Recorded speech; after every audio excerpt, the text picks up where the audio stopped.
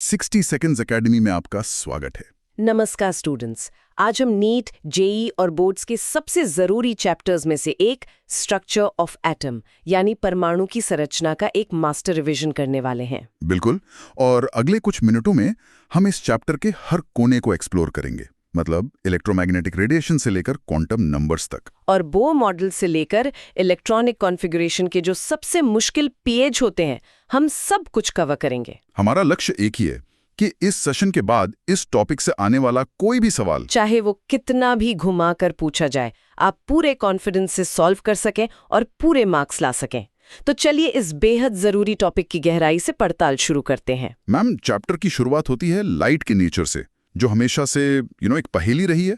कभी लगता है वो एक वेव यानी तरंग है, और कभी लगता है कि वो एक पार्टिकल यानी कण है। हाँ, तो ये कंफ्यूजन क्यों है? ये एक बेहतरीन सवाल है और यहीं से मॉडर्न फिजिक्स की शुरुआत होती है।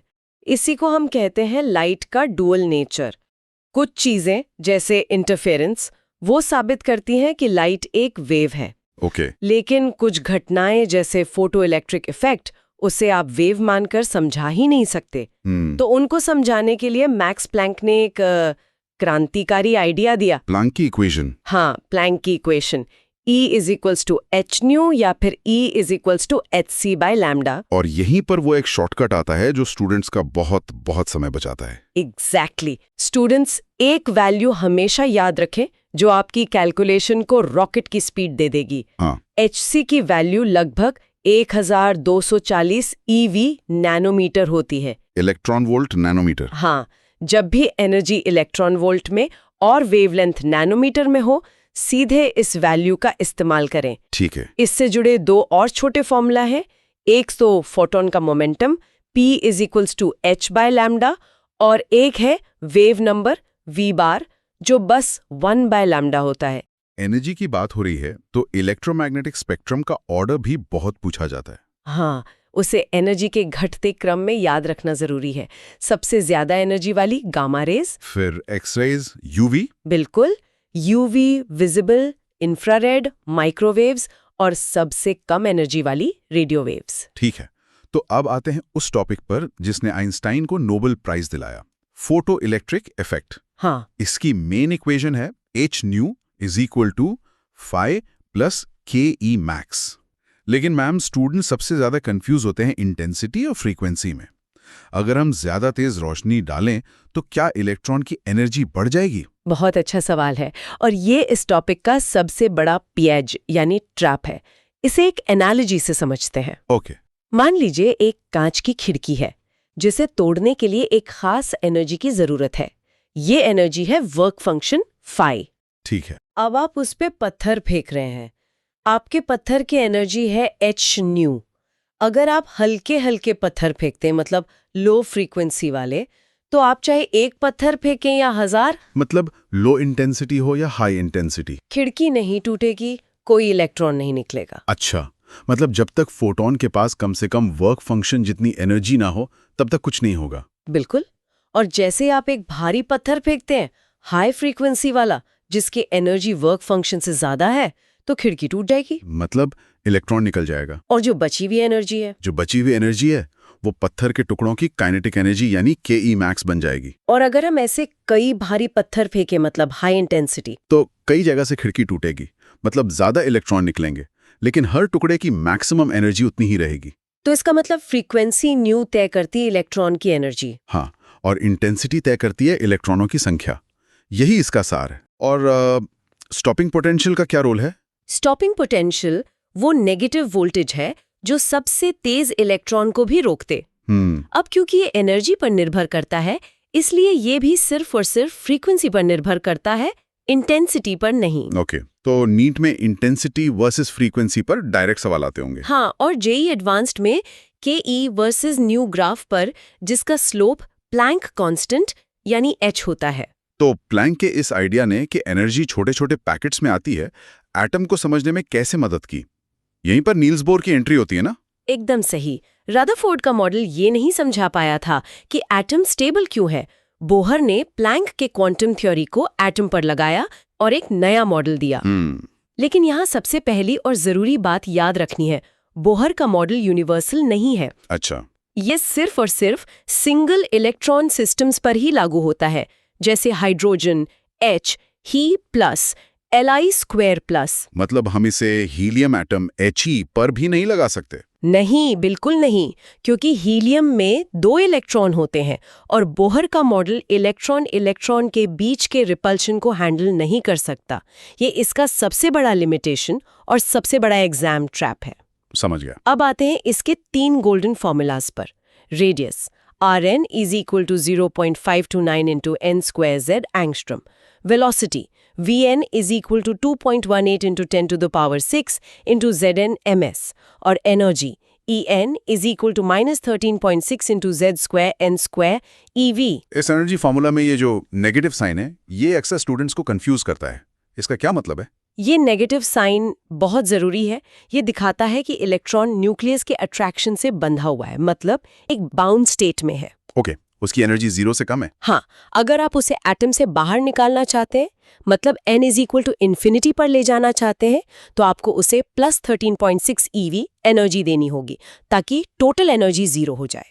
और एनर्जी के आपसी संबंधों पर भी सवाल आते हैं? हाँ, सीधे सवाल आते हैं। काइनेटिक एनर्जी होती है माइनस ऑफ टोटल एनर्जी और पोटेंशियल एनर्जी होती है ट्वाइस ऑफ टोटल एनर्जी। ठीक है। बोहर के मॉडल की सबसे बड़ी कामयाबी ये थी कि इसने उस पहेली को सुलझा दिया जिसे साइंटिस्ट सालों से नहीं समझ पा रहे थे, हाइड्रोजन का स्पेक्ट्रम। हाँ, कि जब हाइड्रोजन गैस से लाइट पास होती है तो हमें सिर्फ कुछ खास रंग की लाइनें ही क्यों दिखती हैं? पूरा सतरंगी स्पेक्ट्रम क्यों नहीं दिखता? क्योंकि बोहर के मुताबिक इलेक्ट्रॉन सिर्फ फिक्स्ड एनर्जी लेवल्स में ही रह सकता है। जब वो ऊंचे लेवल N2 से नीचे के लेवल N1 में कूदता है तो वो एक फिक्स्ड एनर्जी का फोटॉन निकालता है और उसी से हमें एक फिक्स्ड वेवलेंथ की लाइन दिखती है। बिल्कुल। इस वेवलेंथ को निकालने का मास्टर फॉर्मूला है Rydberg formula. 1/λ is equal to RZ square 1/N1 square minus 1/N2 square। और इसी में अलग-अलग सीरीज आती हैं, जैसे लाइमन, बामा। उन्हें कैसे पहचानें? ये बहुत आसान है। सब कुछ N1 पर निर्भर करता है, यानी इलेक्ट्रॉन फाइनली किस शेल में आ रहा है। ओके। अगर N1 is equal to 1 है तो ये लाइमन सीरीज है जो UV रीजन में होती है। अगर N1 is equal to 2 है तो ये बामर सीरीज है, ये विजिबल रीजन में होती है। ये सबसे खास है क्योंकि इसे हम देख सकते हैं। और बाकी सब? और अगर N1 is equal to 3, 4 या 5 है तो ये क्रमशः पास्चन, ब्रैकेट और फंड सीरीज है और ये सब इंफ्रारेड रीजन में आती हैं। इसमें एक और कंफ्यूजन होता है मैम। सवाल पूछता है मैक्सिमम वेवलेंथ या सीरीज लिमिट निकालो।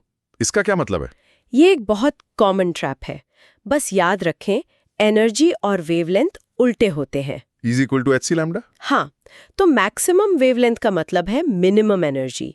ये तब होगा जब एनर्जी गैप सबसे छोटा हो, मतलब इलेक्ट्रॉन ठीक ऊपर वाले लेवल से कूदे।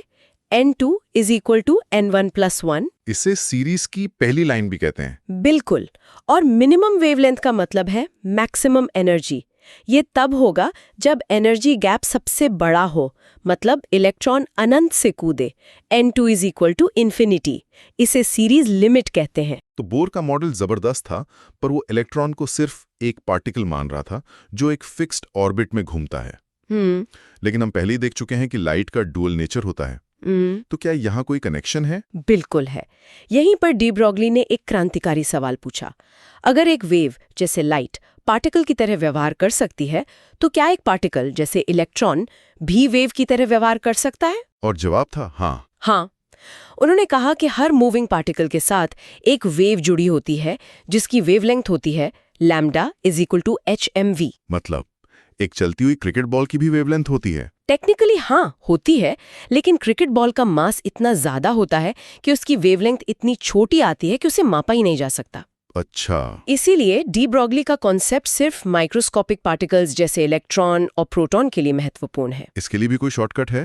हाँ, इलेक्ट्रॉन के लिए एक बहुत काम का शॉर्टकट फॉर्मूला है। Lambda in angstrom equal to 12.27 upon square root of V, जहां V एक्सेलरेटिंग पोटेंशियल है।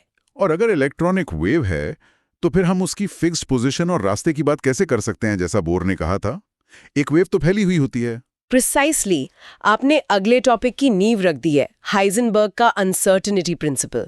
Delta X delta P greater than H4 पाई। सही।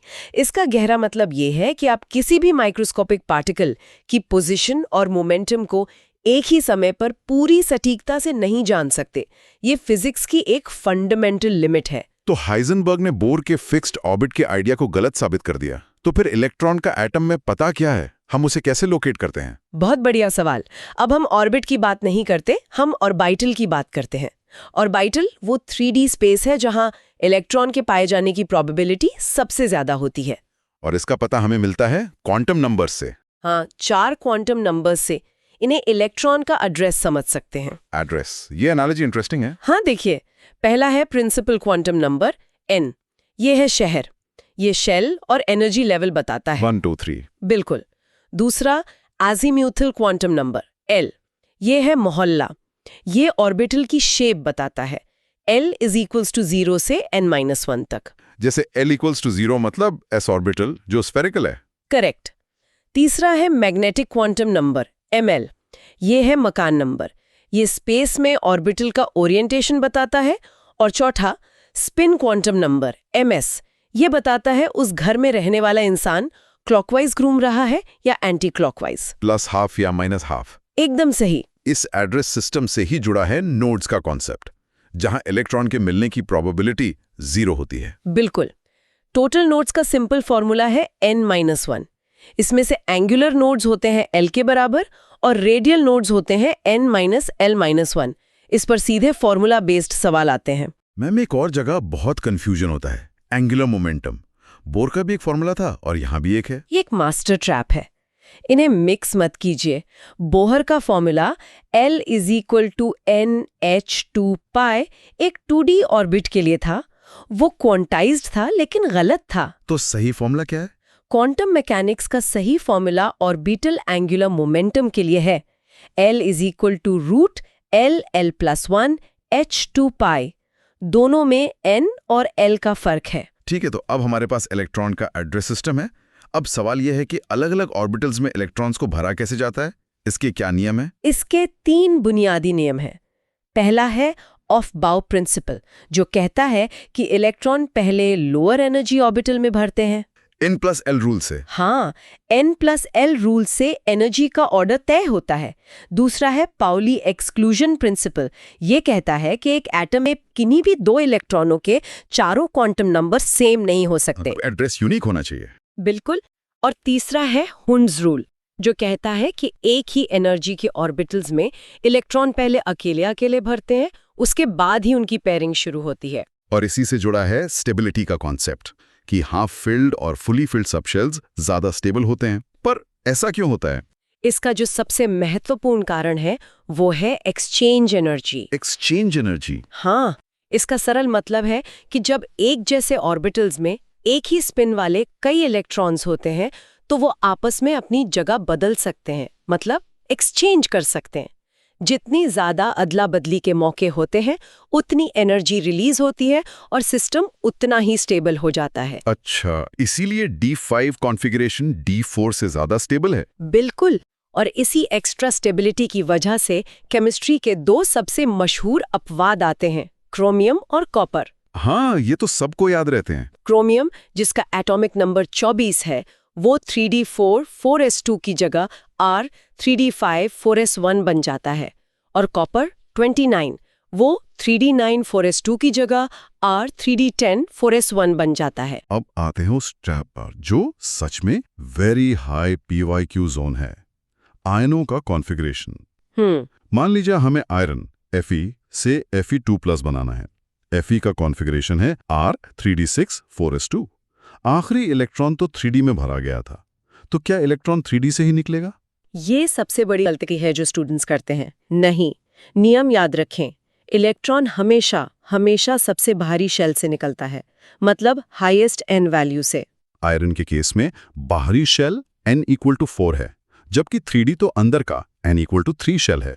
एग्जैक्टली। इसलिए इलेक्ट्रॉन 4s से निकलेंगे, 3D से नहीं। तो Fe2+ का सही कॉन्फ़िगरेशन होगा R 3d6 न कि R 3d4 4s2। ये पॉइंट बहुत जरूरी है। आखिर में एक छोटा लेकिन जरूरी टॉपिक है मोज़ले का नियम। √V = AZ - B। इस एक छोटे से नियम ने केमिस्ट्री की दुनिया बदल दी। इसने पहली बार ये साबित किया कि किसी भी एलिमेंट की फंडामेंटल प्रॉपर्टी उसका एटॉमिक मास नहीं, बल्कि उसका एटॉमिक नंबर है। हाँ, और इसी के बाद पीरियोडिक टेबल को एटॉमिक नंबर के आधार पर अरेंज किया गया। चलिए, तो इस पूरे चैप्टर को समेटने के लिए टॉप 3 मास्टर ट्रैप्स को एक बार फिर से रिवाइज कर लेते हैं। जरूर। Master trap 1, angular momentum. Bohr के ऑर्बिट का L = NH2π है, जबकि क्वांटम मैकेनिक्स के ऑर्बिटल का L √L L+1 H2π है। इन्हें कभी मिक्स न करें। Master trap 2, spectral lines. अगर इलेक्ट्रॉन nv लेवल से ग्राउंड स्टेट में आता है तो अधिकतम निकलने वाली लाइंस की संख्या का फॉर्मूला है n(n-1) 2। और मास्टर ट्रैप 3, इंटेंसिटी बनाम फ्रीक्वेंसी। फोटो इलेक्ट्रिक इफेक्ट में लाइट की इंटेंसिटी सिर्फ निकलने वाले इलेक्ट्रॉनों की संख्या को बढ़ाती है, जबकि लाइट की फ्रीक्वेंसी उन इलेक्ट्रॉनों की काइनेटिक एनर्जी को बढ़ाती है। तो ये था स्ट्रक्चर ऑफ एटम का एक क्विक लेकिन कंप्लीट रिवीजन। हमने सभी जरूरी फॉर्मूला, कॉन्सेप्ट्स और उन गलतियों को कवर किया है जिनसे आपको एग्जाम में बचना है। ये सोचना कितना फैसिनेटिंग है कि जो 2 सबसे मशहूर अपवाद हमने पढ़े, क्रोमियम और कॉपर, वो सिर्फ किताबों के उदाहरण नहीं है। यही वो मेटल्स हैं जिनकी अनोखी स्टेबिलिटी, जो इन क्वांटम नियमों से आती है, उन्हें वो गुण देती है जो हमारी दुनिया को चलाती है। क्रोमियम की स्टेबिलिटी उसे स्टेनलेस स्टील में जंग से लड़ने की ताकत देती है, और कॉपर की स्टेबिलिटी उसे इलेक्ट्रिकल वायरिंग के लिए सबसे बेहतरीन मटेरियल बनाती है। बहुत अच्छा पॉइंट है। प्रकृति खुद इन क्वांटम नियमों को प्राथमिकता देती है। अगर ये लेक्चर आपके लिए फायदेमंद था तो 60 सेकंड्स एकेडमी को सब्सक्राइब करें, इस वीडियो को लाइक और शेयर करें, और कमेंट्स में हमें जरूर बताएं कि आप अगला टॉपिक कौन सा चाहते हैं। All the best.